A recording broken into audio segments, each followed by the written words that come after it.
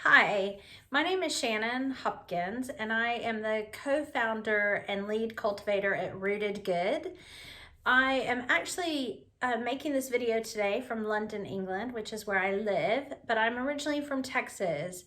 But I came to London with a clear sense of call that something was changing in the way that spirituality and faith and ecclesial communities were going to show up in the world. We needed to have different forms for that. And so 16 years ago, I came to London really to experiment and explore what that would and could look like. So anyway, all that to say, Brian Foreman asked me to talk about leading through change, and I know we're all leading through change at the moment, right? The world is changing, our contexts are changing, our organizations are changing, and so how in the world do you lead in this moment and lead communities through through changing times and through changing processes? So I thought it might be helpful in the first part of my talk just to give a bit of my story and my background. I already alluded to the fact that I came to the UK from Texas, which two very different contexts. I know most of you watching this are from North Carolina, so North Carolina and Texas are a bit more similar than Texas and London. I'll give you a bit of my story, and then I'm going to talk about some processes and frameworks that we found that are helpful for leading through change, both through our What Now tool and through an article I wrote last year, How to Lead When Everything's Falling Apart. And then just do a bit of, the change in this moment. What are some tools that we have that maybe we need to lean on at the beginning of 2021. So I'm originally from Texas. I grew up Baptist and with a youth minister that was like just this extreme discipler. If you're going to follow Jesus, it's about the transformation of the world more than just getting people to come in to your church. And that really shaped and formed me. And I ended up really wanting to ask the question, what does that really look like to be part of a community that's really changing the world?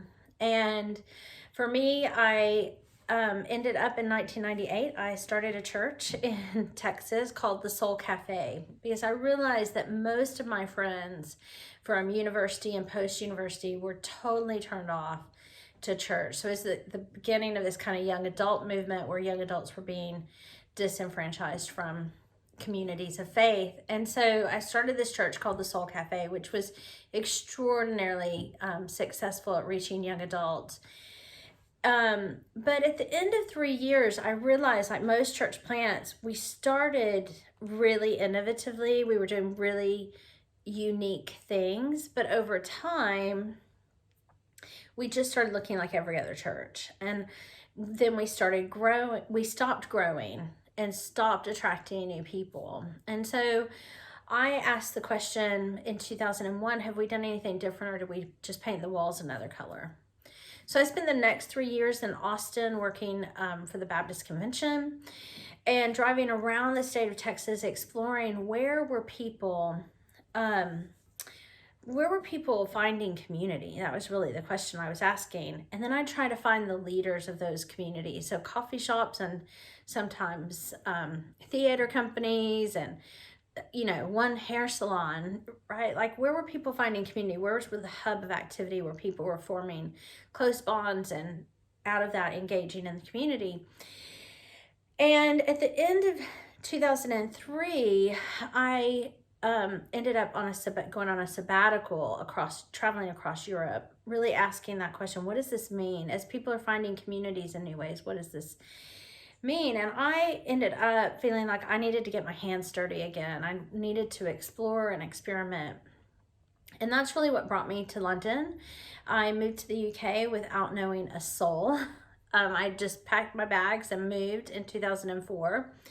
And then I started an organization called Matryoshka House, which is a little bit of a weird name, but it was really this seed bed for incubating projects. And so we started art projects and social enterprises, but all looking at how do we draw people in to do life together, and out of that to begin to do projects that made an influence in our society. And for me, it was always learning. How do we learn by doing this work? How do we take those and create tools and processes to help others? And out of that, we created tools for measuring impact, and we created tools for helping people be innovative and how to overcome obstacles.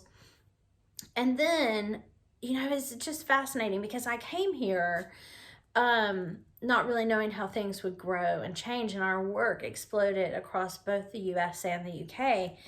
But over time in 2019, we just really realized it wasn't sustainable. It didn't matter, we were growing fast, but our business model wasn't working. It's like we had to, while we were doing a lot of new innovation, we needed a new resource model, a new framework for running the organization. And so we went through a discernment process, and we ended up taking all of the work, we just like back down to the studs, a real Texan way to talk about it, right? Or an American way.